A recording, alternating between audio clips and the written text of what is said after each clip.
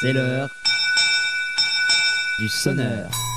Et donc, vous les avez reconnus, Alexandre Langlois, Régis de Castelnau sont avec nous. Alexandre Langlois est avec nous en studio. On en attend autant de Régis de Castelnau un jour, peut-être pour Noël. On aura Régis avec nous dans les studios. Vu le temps pourri qu'il fait en Provence, ça va. Je vais peut-être émigrer finalement pour aller m'installer à Berck. Rémigrer, c'est ça. Rémigrer vers nous, Régis. Je rappelle que vous êtes auteur du blog Vue du droit et de Une justice politique, un livre qui est toujours d'actualité aux éditions L'Artilleur. Alexandre Langlois, je vais citer toujours le dernier. Et c'est la démocratie, au bal masqué de la Macronie, édition Talma. Tiens, la démocratie, justement, on en a un peu parlé. Enfin, on aurait voulu plutôt en entendre parler, en fait, lors de l'émission, les fameuses 3h, 3h20, je crois, en tout, d'Emmanuel Macron sur TF1 mardi dernier, au micro, notamment de Gilles Boulot, avec tout plein de contradicteurs. Enfin, c'est comme ça qu'ils avaient été présentés, en tout cas. Et on a retenu une petite phrase sur laquelle on voulait vous faire réagir. C'était les Français pessimistes. Pour ça, en fait, c'est notre faute. On est pessimiste. C'est pour ça, on n'est pas capable de juger à sa juste valeur le travail d'Emmanuel Macron. Écoutons ça.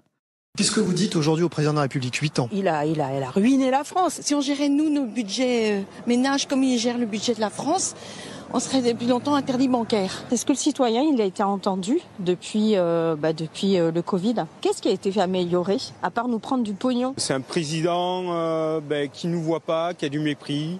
Est-ce que vous êtes optimiste pour la France? Non, pas du tout.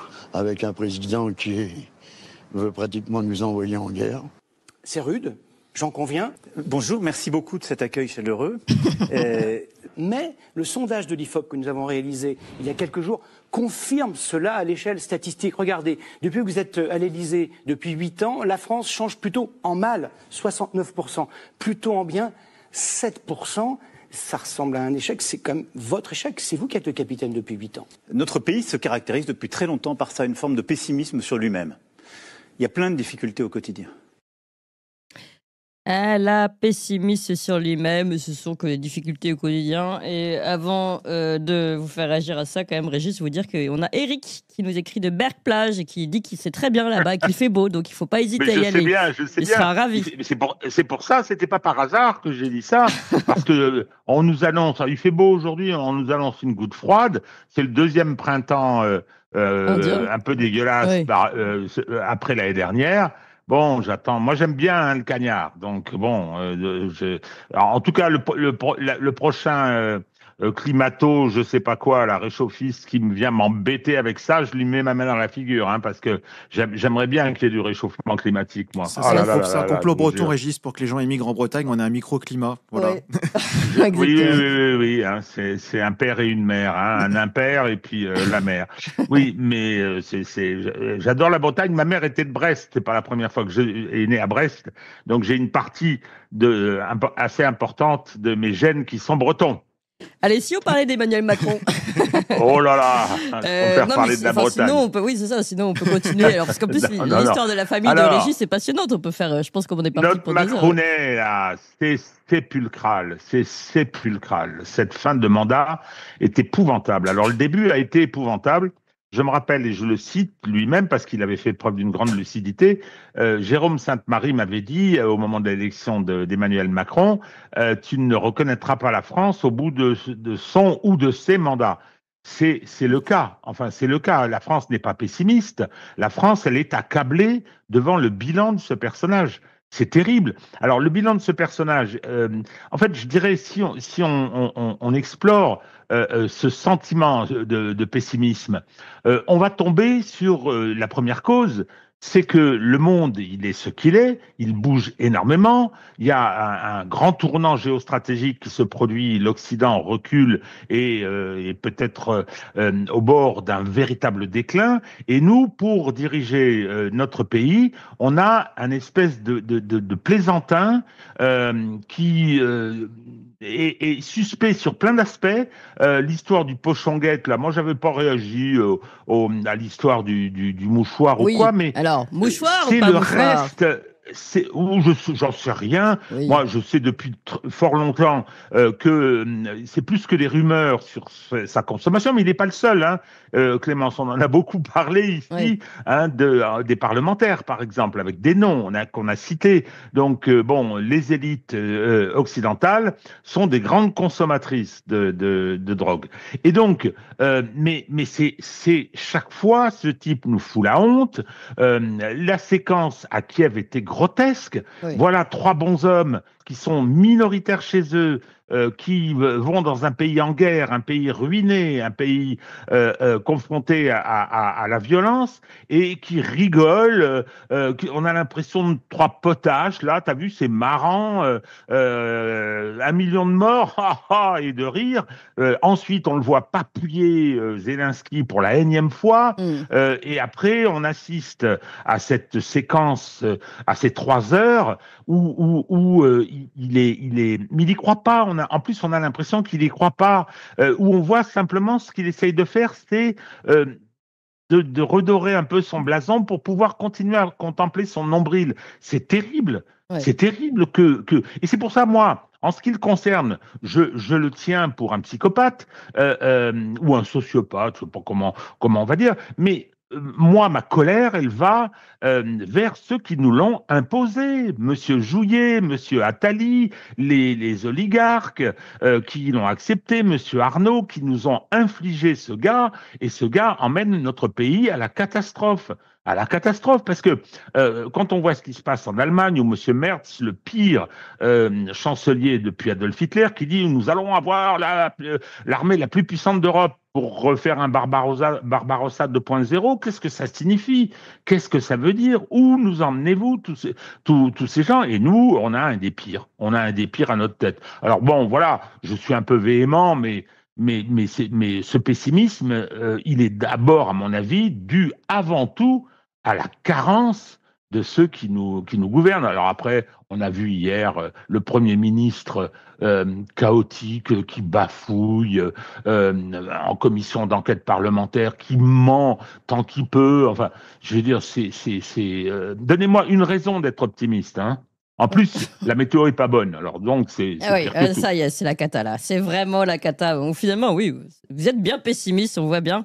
Alors, vous avez dit beaucoup de choses, hein, Régis, depuis le début. Je pense qu'il faut qu'on en prenne élément après élément, parce que oui, en fait, l'actu est quand même importante. On a eu plusieurs choses. On a eu en effet ce mouchoir gate ou ce train de la drogue, on appelle l'affaire comme on veut, qui est révélateur, encore une fois, d'ailleurs, tout à l'heure, on va revenir sur le procès de Natacha Ray, qui est révélateur de quelque chose, d'un malaise, que ce soit vrai ou pas. Et on a eu l'affaire, enfin, le questionnement de beaucoup d'internautes, et on a eu aussi, derrière, eh bien, la réaction de l'Élysée qui allait dire « Mais non, c'est pas vrai, regardez, preuve à l'appui ». Donc, ça, vous me direz en même temps, je vais vous dire, Régis, quand ils ne réagissent pas, on dit aussi où ils devraient réagir et remettre les choses au clair. Par exemple, pour l'affaire Natacha Ray.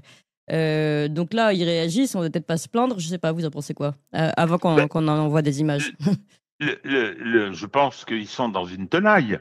Ils sont dans une tenaille. Qu'est-ce que vous voulez qu'ils fassent? Alors, sur l'histoire du Pochon-Guette, moi, ce qui m'a frappé à cette occasion, comme je vous dis, moi j'avais fait une publication à propos de leur attitude de rigolarde dans un pays en guerre. Mais j'avais pas fait attention à l'autre partie.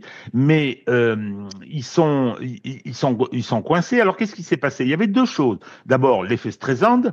On intervient, oh non, on va préparer la paix, personne n'y croit, hein, et hop, naturellement, le monde entier s'est précipité là-dessus, bravo, encore bravo, hein, merci Internet de nous permettre de voir ce qu'on en raconte à l'étranger. La deuxième chose qui m'a frappé, c'est que tous les trolls pro-Macron, tous les journalistes larbins se sont précipités et ont commencé à insulter, bande de traîtres, sur Dupont-Aignan, sur Philippot, essayer de les traîner dans la boue, etc. Ils étaient... alors, j'ai pas réussi à savoir si c'était de la panique ou si c'était une mobilisation. Je pense qu'ils sont fébriles. Je pense qu'ils se rendent compte que ils vont tous dans le mur, et peut-être qu'ils commencent à craindre que le jour où il y aura un changement, et de toute façon, il y en aura un. C'est-à-dire qu'en 2027, il dégage ce type. S'il pouvait dégager avant, ce serait formidable, mais j'en sais rien. En revanche, il y a ce camp-là est extrêmement fébrile. Mais je vois pas ce qu'ils peuvent faire d'autre que de réagir, que d'essayer de se battre à droite, à gauche, de continuer la propagande, de dire n'importe quoi. Dernière observation concernant l'émission de Macron, Oui. il s'est fait un peu bousculer quand même. C'est-à-dire qu'on sent oui, enfin un peu bousculé, pardon, par là, rapport vous n'êtes pas pessimiste, là, vous êtes optimiste, là, ça y est. Non. Le soleil a repris le dessus, Régis. Non, par rapport au larbinisme, par rapport à la veulerie de tous ces journalistes qui jamais ne vont ou le contredire ou essayer de le réfuter. Là, c'était un tout petit peu plus. Sur quel sujet, Régis? J'aimerais bien savoir. Je pense cette façon de le recevoir. Je sais pas s'il y a un an. De commencer par ce montage, ouais. Oui, déjà. Et puis, je crois que sur la façon d'amener les sujets, non, Gilles Boulot a fait le boulot. Dont le boulot, excusez-moi pour ce jeu de mots débile, dont le boulot est bien de mettre le président en valeur. Il a quand même 2-3 fois, alors je n'ai pas d'exemples qui me reviennent, hein, il a quand même 2-3 fois contredit le président de la République. Mais on est tellement loin du compte, et puis donc de toute façon, derrière ils verrouilleront, ils continuent à faire régner la terreur dans la rédaction. Personne n'ose véritablement s'opposer à ce système. C'est la raison pour laquelle je pense que la seule alternance possible sera nécessairement une alternance de rupture. J'espère simplement qu'elle ne sera pas violente. Bon, alors, je vous propose de regarder, et avant de donner la parole à Alexandre Langlois, c'est bien d'illustrer quand même, on est dans une radio avec la vidéo, donc autant profiter. On regarde la vidéo officielle, hein, celle de l'Élysée, pas celle du Mouchoir Gate, on la regardera après. La vidéo officielle présentée par Emmanuel Macron pour montrer qu'il est là et que l'Europe est là, derrière lui, tous unis pour mettre la paix dans le monde. On regarde ça. T'es sûr qu'on arrive à 8h? Yes. But Paris time or Kiev time? Paris time. 700 Paris time. Ok, bonne nuit à tous. Bonne nuit. Bonne nuit, monsieur le président. Nous, on doit donner le confort à Zenith en lui disant s'il propose d'engager, tu engages. Mais si le CFO n'est pas le respecté, on sanctionne. C'est ça le bon équilibre. Et on met les Américains là-dessus.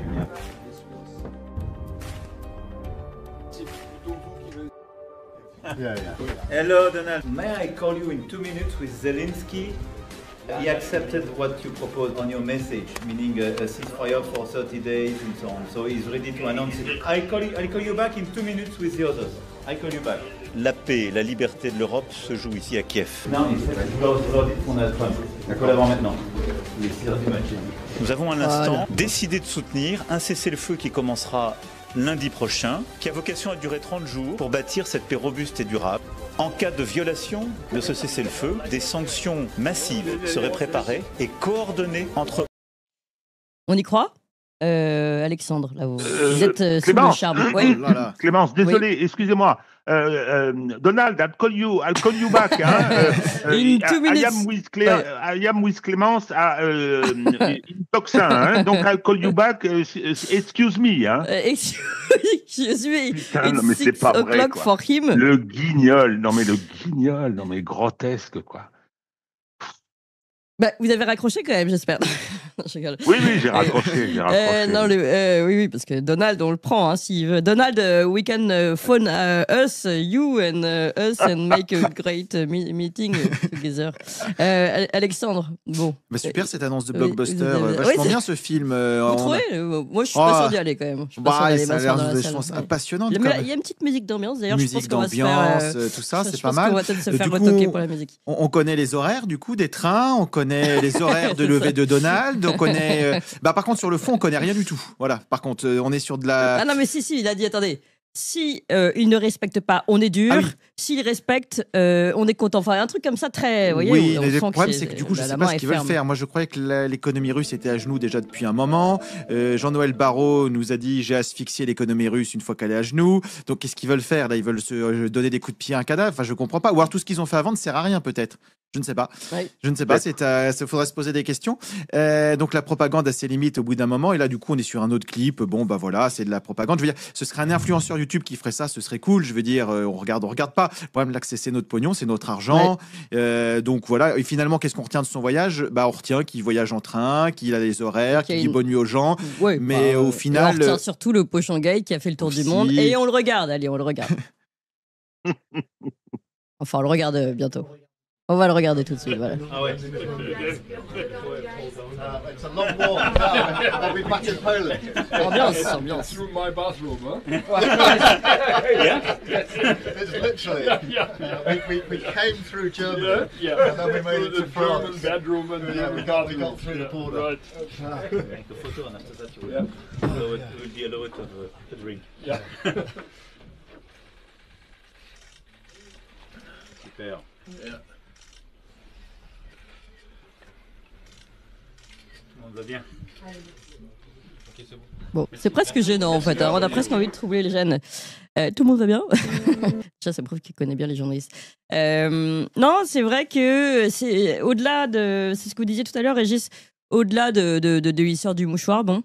On a quand même toute cette histoire on voit une ambiance. Franchement, je sais pas si je me marre autant avec l'équipe de Toxin, c'est vous dire, hein, parce que pourtant il y a une bonne ambiance. Ouh là là, je sens que j'en vexe certains, mais on n'est pas là à se taper sur l'épaule le matin. Enfin, je sais pas, on est un peu concentré sur ce qu'on doit faire. Voilà. En tout cas, ce qui est sympa, c'est de se dire qu'Emmanuel Macron il prend du bon temps, et ça, je suis vraiment ravi pour lui, Alexandre. Mais ils sont concentrés avec leurs amis là où ils sont tous en minorité, comme l'a dit Régis, chez eux. Donc ils vont à l'étranger se faire mousser, et rien de tel que de parler d'une bonne guerre, faire peur aux gens, d'aller faire stature chef de guerre. Et donc en fait, ils sont très concentrés sur leur objectif. Et ils le font entre amis, je veux dire. Je veux dire, les guerres, c'est des gens qui se connaissent, qui ne font pas la guerre du coup, et qu'on voit des gens qui ne se connaissent pas s'entretuer. Donc on est toujours sur ce principe. Je veux dire, ils se connaissent tous, ils se font des claques dans le dos, ils sont contents, il y a des morts. Bon, c'est pas grave en fait pour eux, c'est des unités comptables. En fait, je veux dire, on a un financier en face, je veux dire. Donc à partir de là, il y a tant de personnes qui sont mortes. Bon, perte et profit. De toute façon, les humains, c'est des ressources. Donc, je veux dire, tant que ça peut servir notre pouvoir et notre caste, c'est pas grave. C'est même. Donc on est finalement, ils sont très concentrés sur leurs propres objectifs. Et ils passent du bon temps, et ça quand même, on est rassurés, hein, parce que nous, on s'inquiétait pour leur morale. Quand même, d'ailleurs, faisons un petit parallèle, un petit pont, puisque c'est aujourd'hui la discussion entre Kiev et Moscou. Hein, c'est quand même un jour important. Là, on les voit rigoler, les trois cocos, mais en réalité, il y a des négociations importantes qui se font aujourd'hui en Turquie. On en a déjà parlé. Alors, avec cette information que finalement, Vladimir Poutine ne se rendra pas sur place, Donald Trump non plus.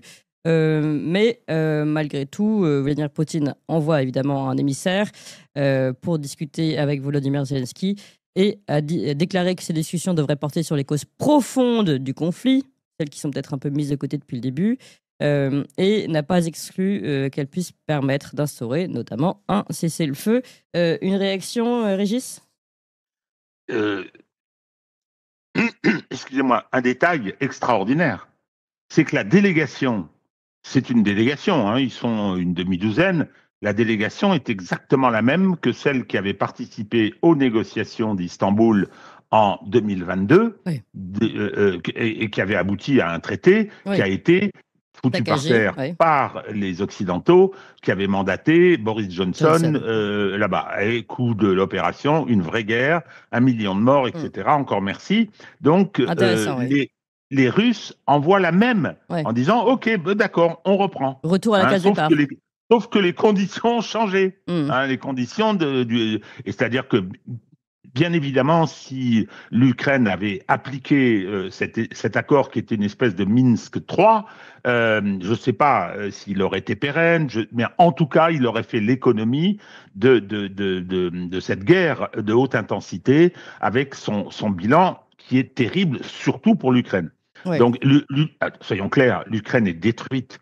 Je lisais hier un document sur la dimension démographique. Déjà, c'est un pays qui avait perdu beaucoup d'habitants avant la guerre, mais depuis, ils étaient à 54 millions au moment de la chute de l'Union soviétique. Maintenant, ils sont en dessous de 30 millions. Et il ne pourra pas survivre. un pays qui va être probablement dépecé, y compris que les Polonais, les Hongrois vont finir par intervenir pour protéger leur propre communauté et les propres minorités. Non, et puis les Russes vont garder bien évidemment le territoire déjà qu'ils ont conquis, plus ceux qui a été incorporé par la constitution russe à leur territoire de fédération. Donc je pense que tout ça est terrible. Ce que je note, c'est plus l'attitude des Américains. Ils poussent l'alternative, ou bien on s'en débarrasse, on aboutit à un traité rapidement, ou bien on s'en va, elle est toujours sur la table. Elle est toujours sur la table et les Américains sont très, je veux dire, très fermes là-dessus et ils sont excédés manifestement par le comportement des Européens. Autre petite info que j'ai appris ce matin, vous savez que l'AfD, le parti anti-guerre, le parti allemand, oui, avait été mis sous surveillance, considéré comme d'extrême droite par les services du nouveau chancelier. Avec une potentielle interdiction à la clé. Voilà, mais c'était ça qui était prévu.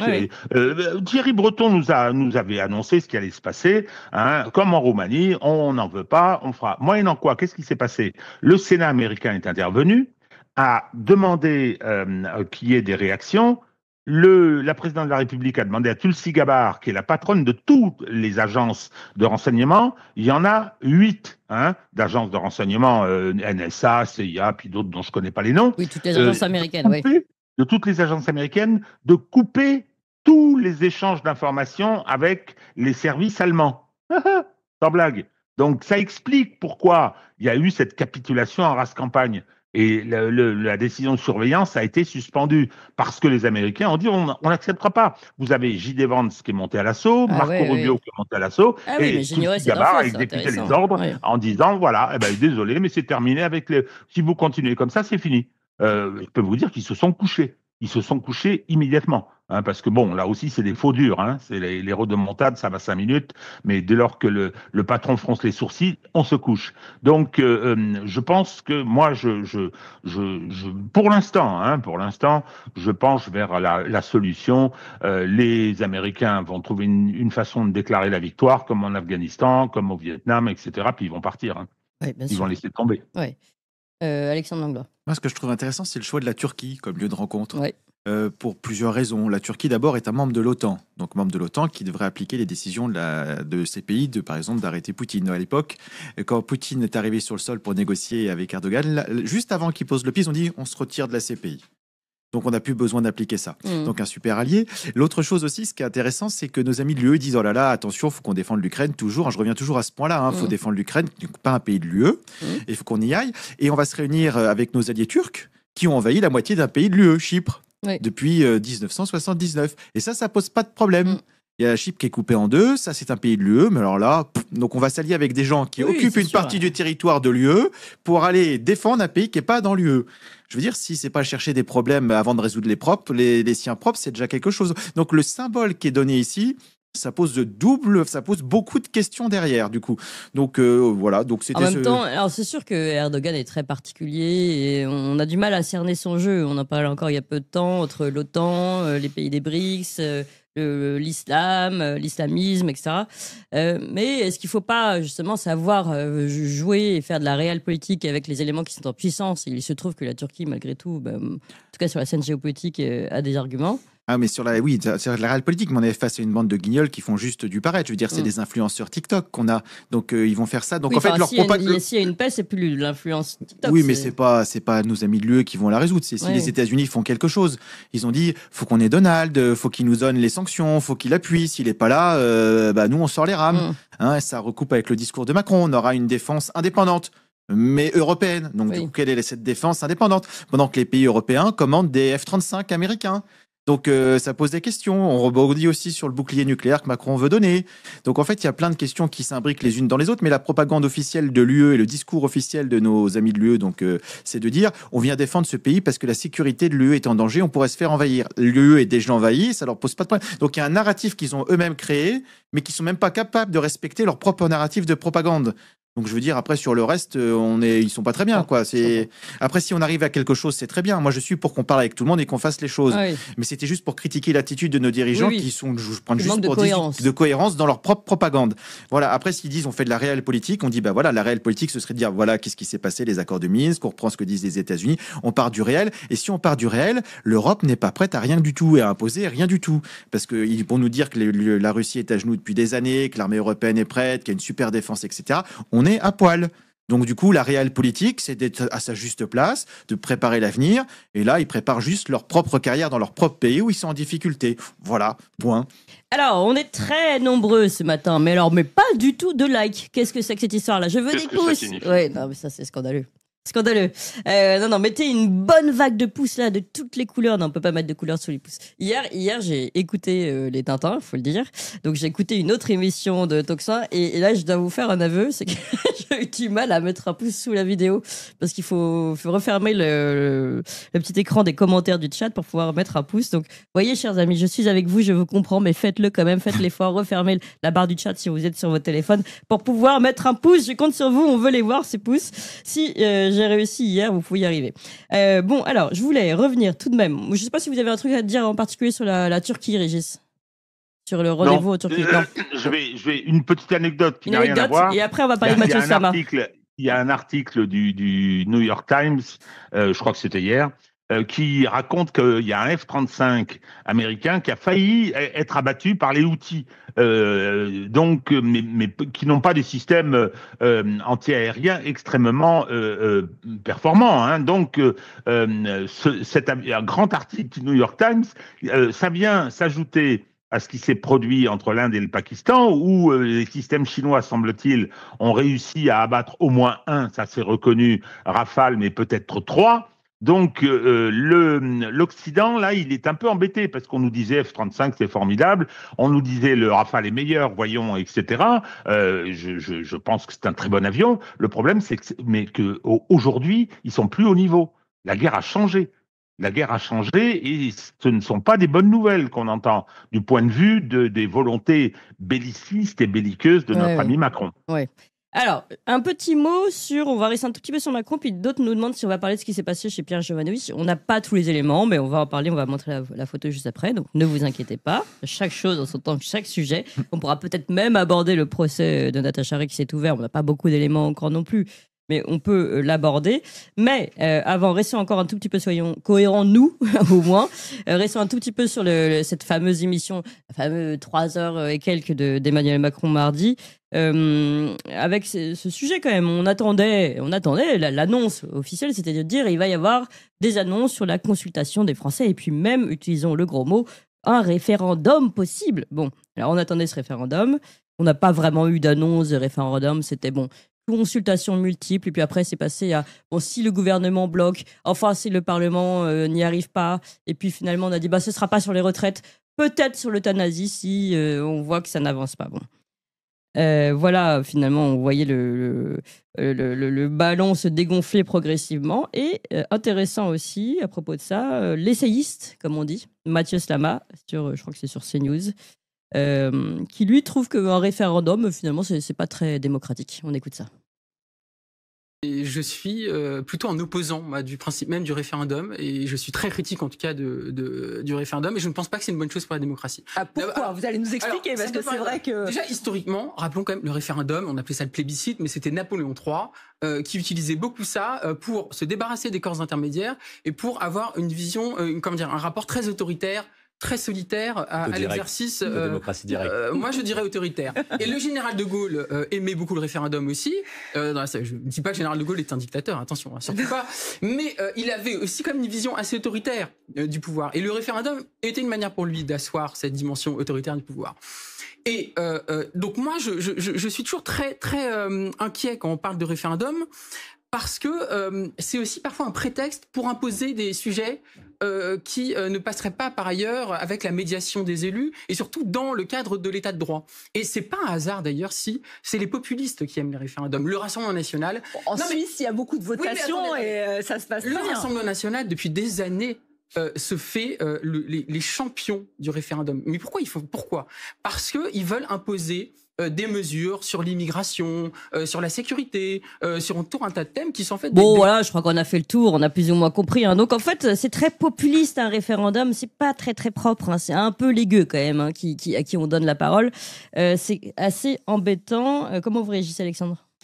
Du coup, c'est effectivement, il a dit qu'il avait une position compliquée. Étant antidémocrate, c'est assez compliqué à tenir. Voilà, c'est-à-dire que là, on est sur quelqu'un qui dit il faut des corps intermédiaires qui, pour moi, font partie du problème antidémocratique et qui disent c'est ces gens-là qui doivent diriger à la place des Français. Et en fait, ça fait écho à cette conception française de la République, pas de la démocratie, de la République et de l'organisation en système représentatif. Je reprends le discours de Sieyès qui disait donc directement dès le début 1789, donc Première République, l'autre manière d'exercer son droit à la formation de la loi est de concourir soi-même immédiatement à l'affaire. Ce concours immédiat est ce qui caractérise la véritable démocratie. Donc parfait, au moins il met les mots sur les mots. Le concours média désigne le gouvernement représentatif. La différence entre deux systèmes est énorme. Ensuite, il poursuit d'abord la très grande pluralité de nos concitoyens n'a ni assez d'instruction, ni assez de loisirs pour s'occuper directement de la loi qui doit les gouverner. Leur avis est donc de nommer des représentants. Et ce petit discours est très intéressant parce qu'en fait, il reprend le discours de Macron qui dit il y a les gens illettrés, les gens qui ne sont rien, les gens qui sont trop bêtes pour comprendre, que reprend cet essayiste en disant on n'a pas instruit le peuple, donc il est trop bête pour pouvoir se faire, donc on va faire à sa place. Mais c'est un régime d'autocrate en fait, qui pense à la place des gens parce qu'ils assument pas du tout, ils ont peur du peuple. Et là, le système représentatif de 1789 a été mis en place parce que les personnes qui ont pris le pouvoir avaient peur du peuple. Ensuite, il prend l'exemple de Napoléon III. Alors, ce qui est rigolo, c'est que quand on connaît un petit peu l'histoire, en fait, on a des politiques qui prennent des références historiques, on a l'impression qu'ils ont pris ça sur ChatGPT ou Wikipédia. Mais quand on creuse un petit peu l'histoire, c'est que Napoléon III a gouverné effectivement avec beaucoup de plébiscites et de référendums. Parce qu'en fait, ce qui s'est passé, c'est que quand il a pris le pouvoir, il s'est engagé à garder un suffrage universel. Et ce que ne voulaient pas ni les socialistes de l'époque, ni les libéraux. Il voulait un suffrage un peu censitaire, qu'on élimine une partie des gens. Et le seul moyen qu'il a trouvé, c'est de les contourner en passant par des plébiscites. Et en plus, Napoléon III est le seul autocrate au monde qui, au cours de son mandat, a donné plus de liberté aux gens. C'est le seul. Voilà, tous les autres, d'habitude, durcissent les régimes. Ouais. Donc, mauvais exemple, contre-exemple, il a donné plus de pouvoir aux libéraux. Donc, au final, ce monsieur a peur du peuple, donc il l'assume. Il va dans la lignée de Macron qui dit que les gens sont bêtes, pas instruits, etc. Donc, il faut leur confisquer le pouvoir. Et derrière, on garde tout et on fait les choses. Pas de référendum, parce que les gens, il faudrait pas qu'ils donnent leur avis. Ce serait la démocratie, ça. Ouais. Donc, on est dans une république. Et ça fait écho, du coup, on reprend la seule chose qui m'a marqué du discours d'Emmanuel Macron, ça avait été, par exemple, la réaction de Sophie Binet, la secrétaire générale de la CGT, qui fait « Même moi, j'ai voté pour vous ». Donc, ce qui veut dire que derrière, c'est des gens comme ça qui disent, en fait, aujourd'hui, qui sont dans les corps intermédiaires, qui perdent des adhérents d'année en année parce qu'ils font pas le travail, ils ont trahi les salariés, ils ont trahi les travailleurs, mais par contre, ils ont de plus en plus de subventions de l'État. Donc, les choix sont quand même très intéressés derrière. Donc, en fait, on a tout ce petit microcosme qui veut garder le pouvoir, qui veut écarter les gens. Quand il y a eu les Gilets jaunes qui ont proposé des choses démocratiques, on leur a tiré dessus. Les cahiers de doléances ont été paumés, on les publiera, mais on s'en occupera pas.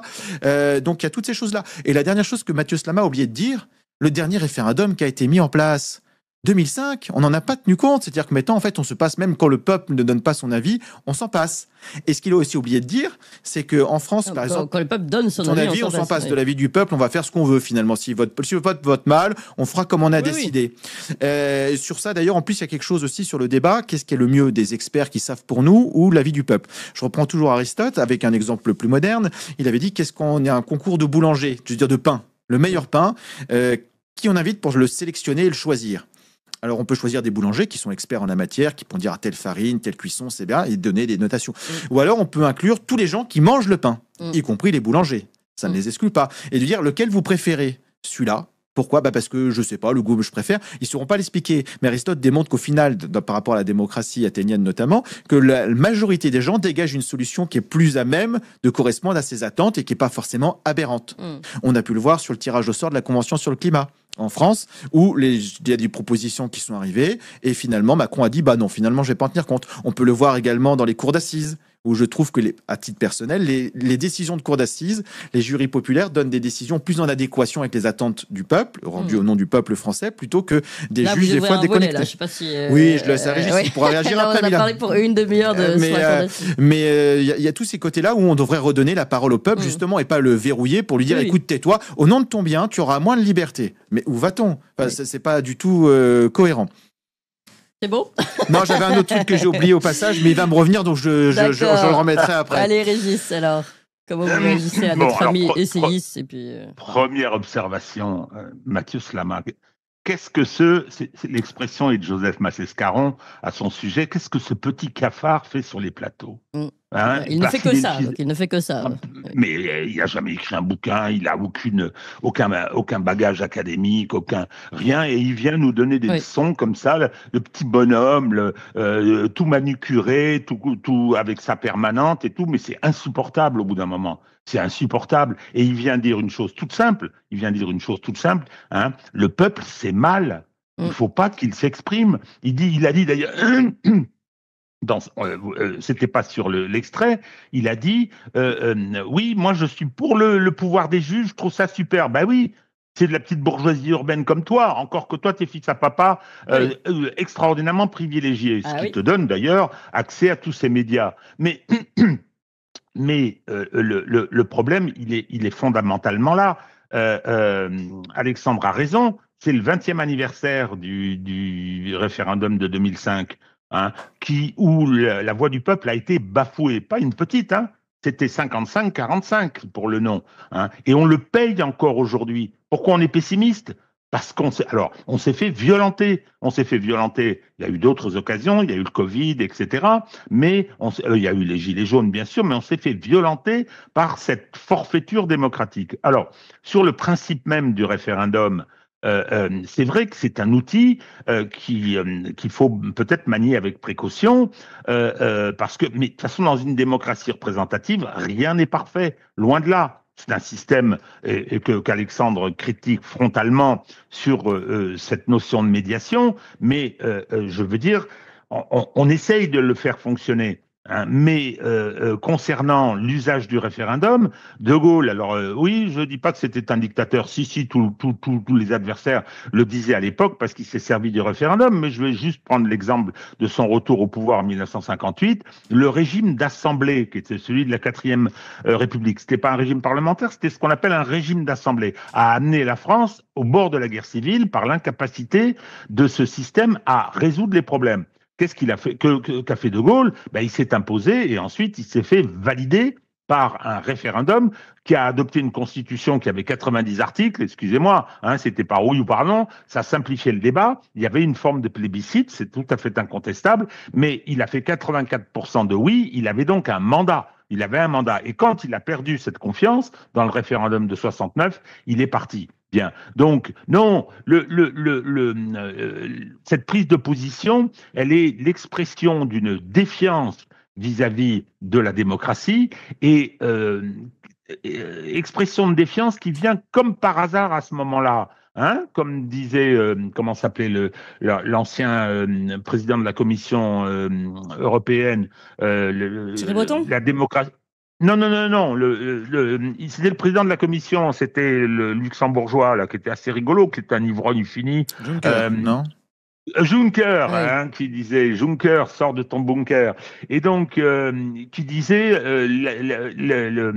la démocratie ne peut pas aller contre les traités. C'est-à-dire que, voilà, vous n'avez plus de souveraineté, il faut l'accepter. Donc, tous ces discours sur l'état de droit, parce que c'est une imposture, l'état de droit, c'est donnons le pouvoir aux juges. Hein. C'est ce qui se passe avec le Conseil constitutionnel, le véritable organe aujourd'hui d'élaboration de la loi, le véritable pouvoir législatif. Tout le monde sait très bien que c'est le Conseil constitutionnel.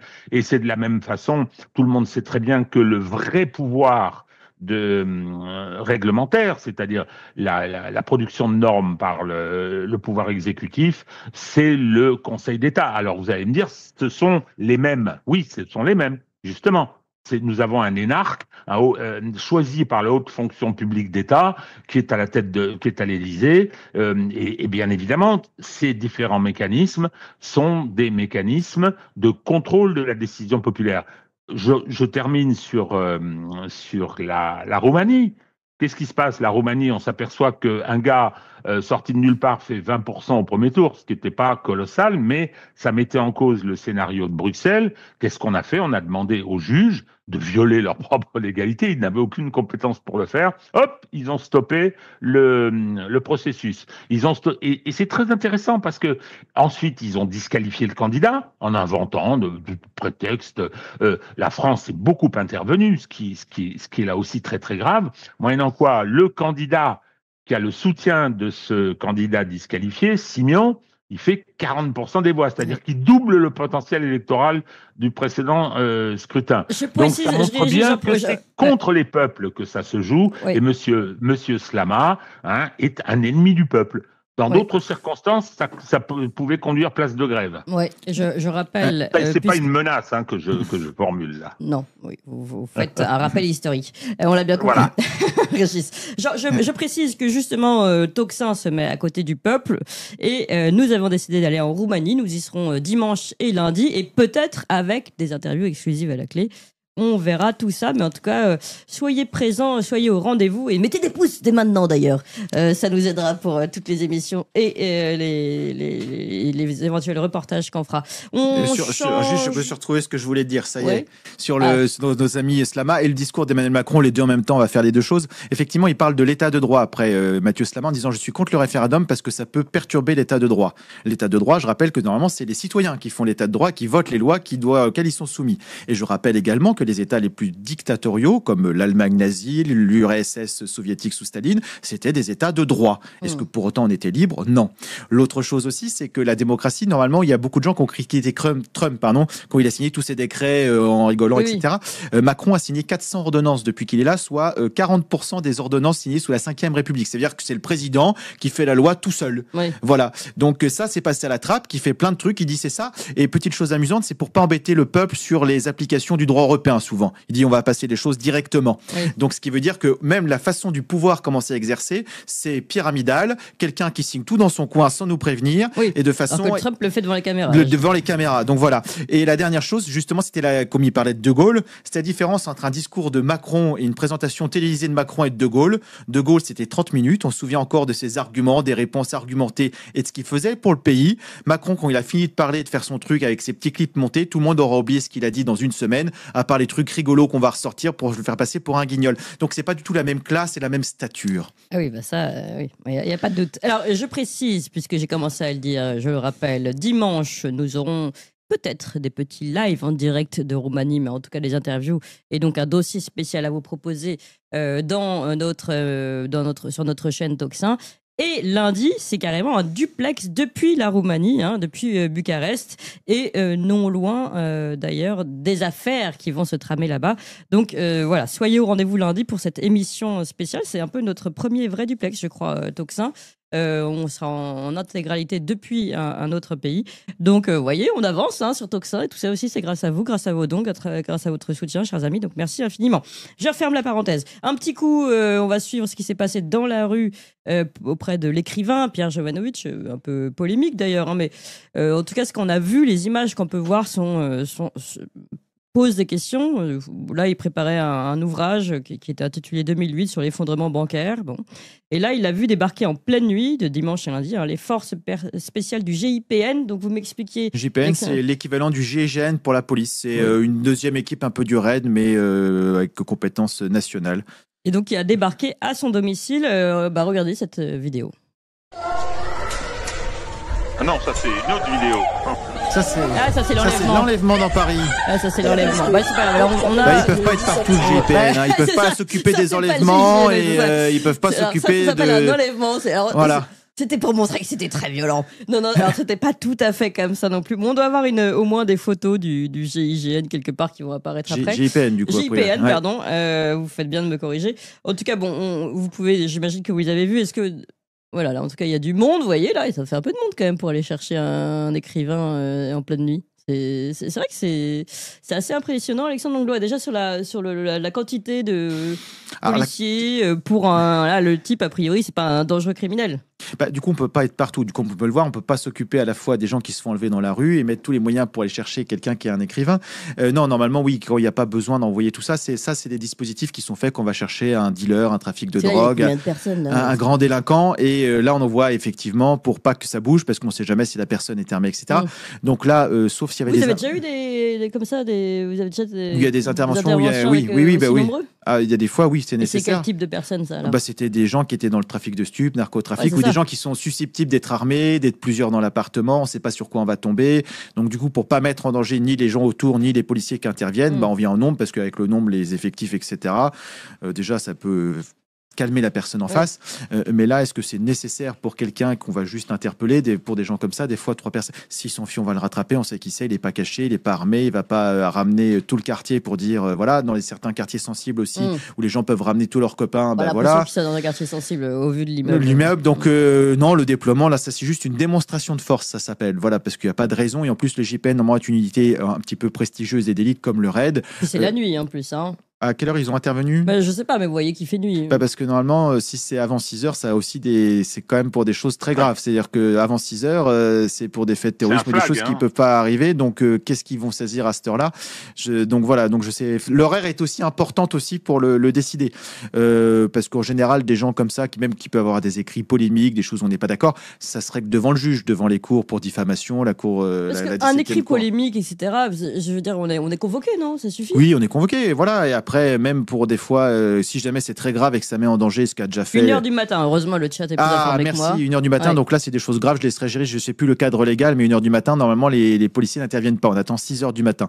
Et donc, du coup, la deuxième chose, c'est qu'en plus, Macron, quand il voulait convoquer des gens qui avaient des écrits qui le dérangeaient, par exemple sur les armes françaises au Yémen, sur l'affaire Benalla, il avait envoyé les journalistes à la DGSI. Je veux dire, il s'était pas embêté. Les journalistes étaient venus. Si cette personne avait été convoquée, elle serait venue. Au pire, il va la chercher à 6h du matin avec 3 personnes.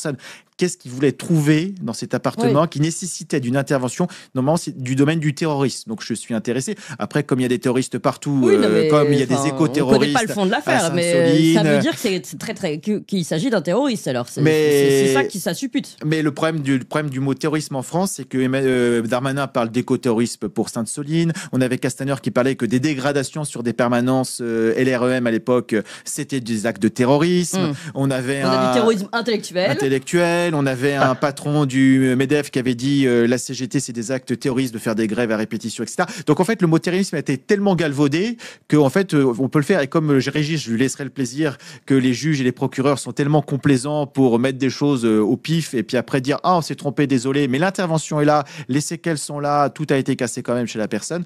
Donc voilà, donc les éléments, c'est qu'en tous les cas, c'est considéré comme très grave. J'attends la suite, j'espère que cette personne sera défendue, mais au vu de la personne, je ne pense pas que ce déploiement était nécessaire. Et ce qui veut dire que cette unité n'est pas disponible pour d'autres interventions et sécuriser la protection des Français. Voilà.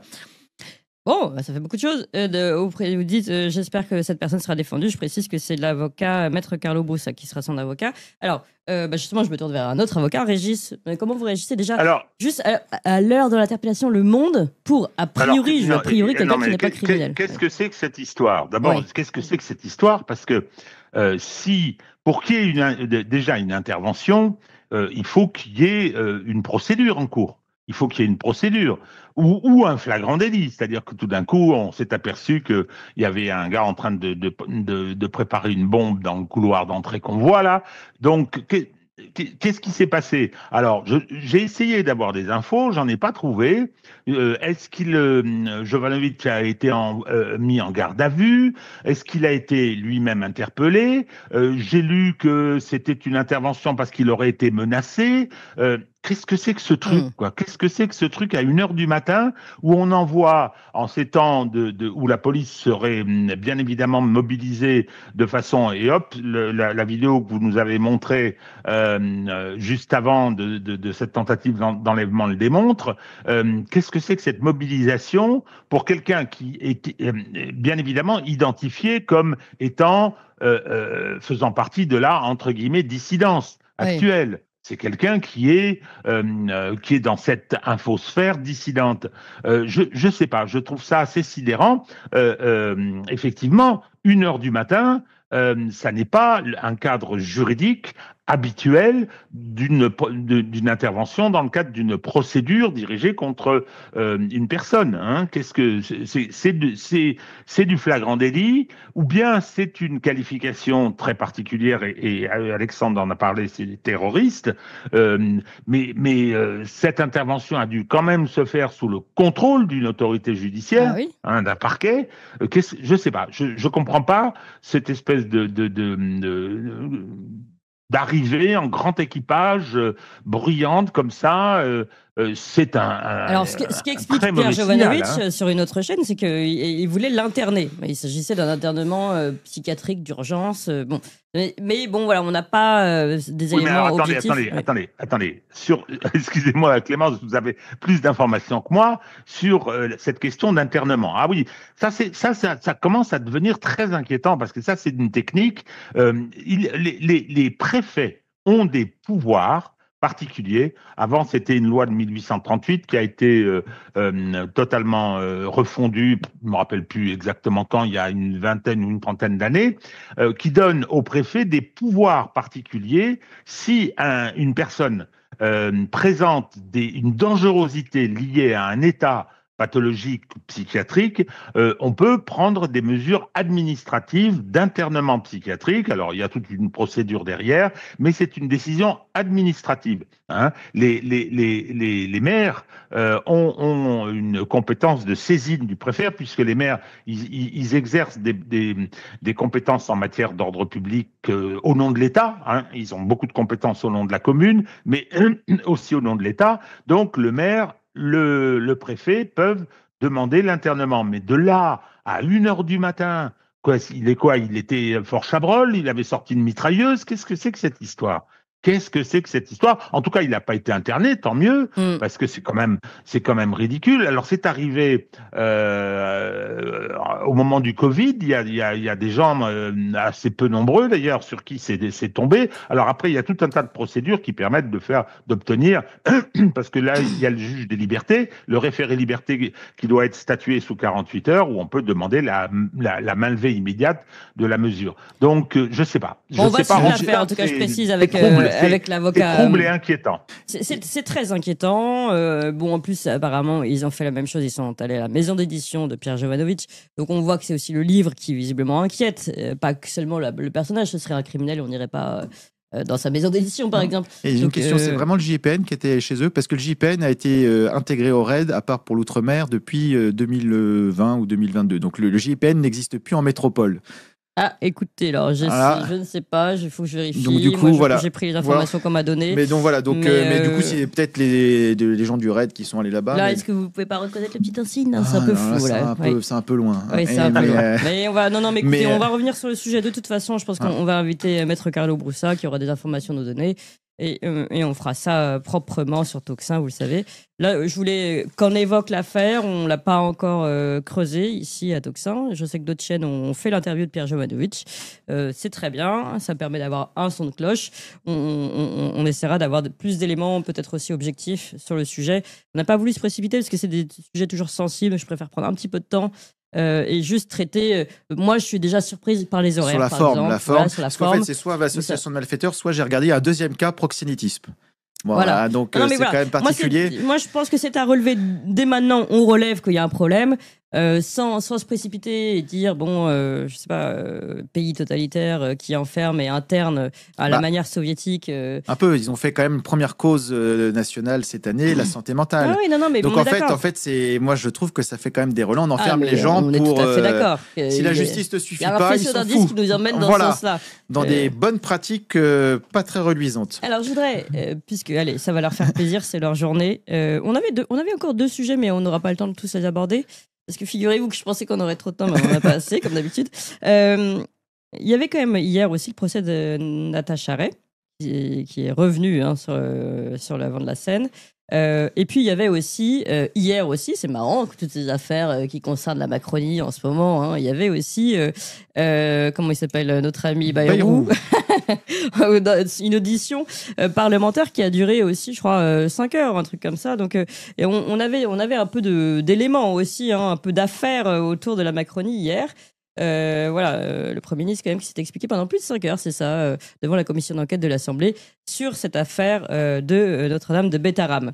Mais bon, allons d'abord sur Natacha Ray. Donc c'était hier, c'est ouvert le procès en appel donc de Natacha et Amandine Roy. Que je rappelle qui sont accusés de diffamation envers Brigitte Macron, notamment pour avoir affirmé qu'elle était un transsexuel. Et donc, les deux, Brigitte Macron et Jean-Michel Trogneux, avaient porté plainte. Elles avaient été condamnées à une amende de 500 € le 12 septembre dernier par le tribunal judiciaire de Paris, à 8 000 € de dommages et intérêts à Brigitte Macron et 5 000 € à Jean-Michel Trogneux, tous deux parties civiles au procès donc. Et là, ce qui était intéressant, c'est qu'on aurait pu se dire, bon ben voilà, l'appel, bah ça y est, on va enfin les voir ensemble, Jean-Michel Trogneux et Brigitte Macron. Bon, ils n'ont pas daigné se rendre au procès, donc on n'a pas pu enfin écraser totalement, on va dire, la contradiction, enfin en tout cas l'affirmation de Natacha Ray et Amandine Roy, qui dit que les deux sont la même personne. Et c'est dommage, on regrette qu'il n'y ait pas une présence qui montre que finalement tout ça n'est... Ou alors, ils font exprès d'entretenir le mystère en disant bah, ça permet de ne pas parler d'autre chose. C'est toujours le même sujet. Mais voilà, moi, je voulais quand même en parler. Régis de Castelnau, commence par vous. Alors, Clémence, vous avez dit que Natacha Ray avait été condamnée pour diffamation pour avoir prétendu que Brigitte Macron était un transsexuel. Non, ils n'ont pas dit condamné, hein. J'ai pas dit qu'elle a été condamnée. Poursuivie. Oui. Non, elle était poursuivie. C'était très habile. Et vous avez raison. Ça jette un éclairage un peu curieux sur tout ça. Elle a été poursuivie et condamnée pour avoir dit que des actes d'état civil avaient été trafiqués, qu'il y avait eu des faux. Donc ça, et que c'était Brigitte Macron qui avait opéré ces falsifications. C'est totalement, accessoire. Je pense que la décision va être confirmée, la décision de condamnation. Donc, je rappelle que 500 € d'amende, c'était difficile de faire moins. Après, les dommages d'intérêt, c'est toujours très arbitraire. Mais sur la peine elle-même, ça montre bien que c'est une affaire tout à fait bénigne et qui ne règle absolument pas le problème. Et comme par hasard, tous les macronistes, tout un tas de gens qui viennent au soutien d'Emmanuel Macron sont venus dire on fait état de la décision de première instance en disant regardez, les accusatrices ont été condamnées. L'accusatrice a été condamnée. Tout à fait. C'est faux. C'est faux. Elle a été condamnée pour quelque chose de tout à fait accessoire. Donc ce feuilleton-là continue, mais c'est comme pour l'histoire du pochon.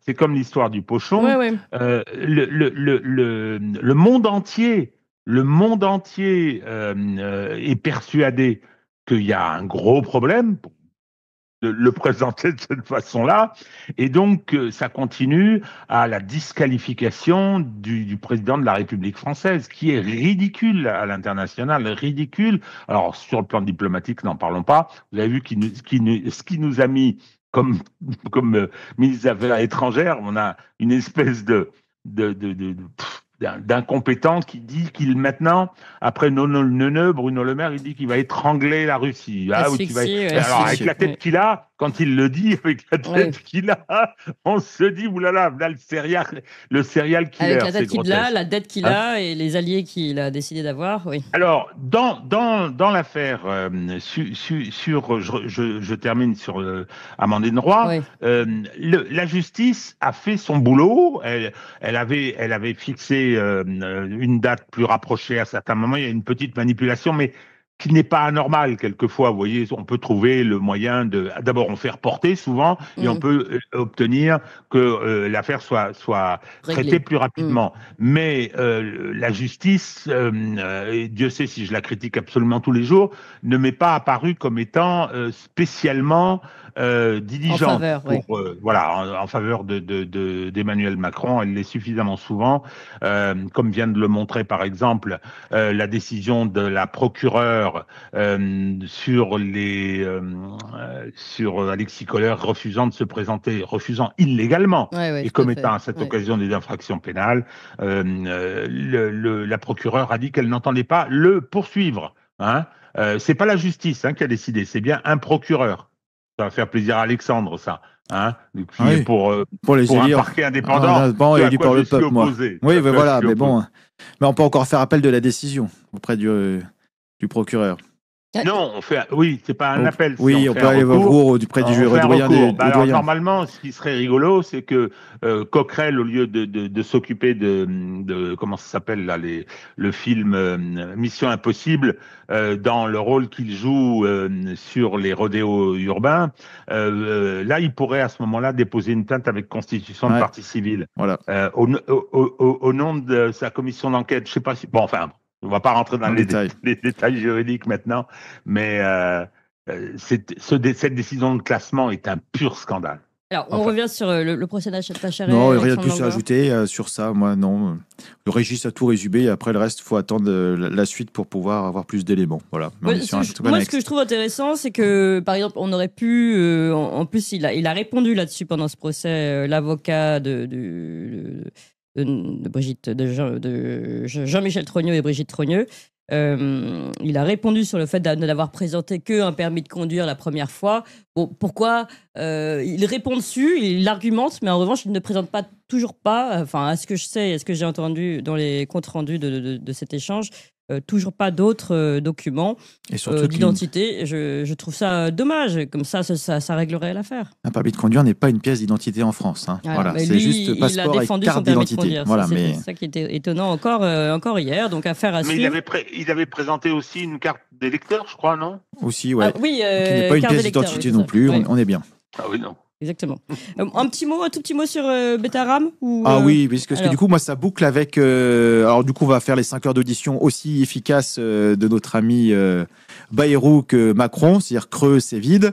Sa seule défense a été... il a très bien lu l'art d'avoir toujours raison de Schopenhauer. À défaut de se défendre sur le fond, il attaquait les personnes qui l'accusaient en disant c'est un procès politique, c'est ça, vous m'attaquez, je connais vos méthodes. Mais au final, c'est juste un procédé rhétorique nul. Et en plus, il a même pas mis en application avec beaucoup de verve. Voilà. Par contre, ça boucle avec ce qu'avait dit Macron dans son discours. En fait, c'est ça que je trouve intéressant. Il avait conclu, vous savez, que ce petit mot manuscrit pour résumer son intervention publiée sur les comptes de l'Élysée, avec marqué une jeunesse protégée et éduquée. Moi, je m'inquiète beaucoup pour la protection de la jeunesse et son éducation. Oui. Quand on voit Bayrou, Premier ministre, avec l'affaire Betaram, ou alors est-ce qu'il pense que des profs de théâtre aussi sont bons pour notre protection quand on voit sa situation personnelle? Donc moi, je m'inquiète beaucoup et je préférais qu'il laisse nos enfants tranquilles et que ça puisse avancer réellement. Voilà, donc là, la même chose, on va voir ce que nos amis de la commission d'enquête vont faire derrière, si c'est encore que de l'esbrouf ou s'ils vont travailler. Moi, ça fait longtemps qu'ils avaient la possibilité, comme c'est un Premier ministre, d'une motion de censure, il n'y a plus personne. Là, pour le coup, je pense que tous les partis politiques auraient pu se mettre d'accord en disant c'est quand même grave, etc.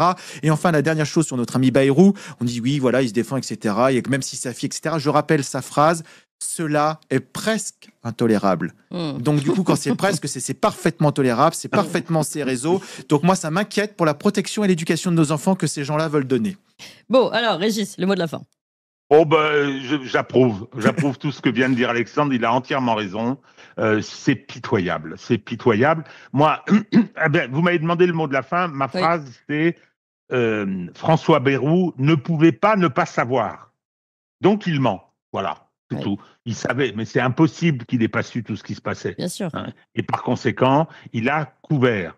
Et donc, quand il prétend qu'il ne savait pas et que c'est pour ça qu'il n'a pas réagi, il ment. Oui. M majuscule E-N-T. Oui. D'ailleurs, je vous renvoie à la très bonne chronique de François Coq sur les mensonges, juste en prenant les extraits de François Bayrou, mais même ces derniers temps, les derniers extraits, pas il y a 10 ans, on voit qu'il y a mensonge déjà d'une semaine sur l'autre, et ça prouve bien donc qu'il y a mensonge, et ça c'est grave, pardon de le rappeler.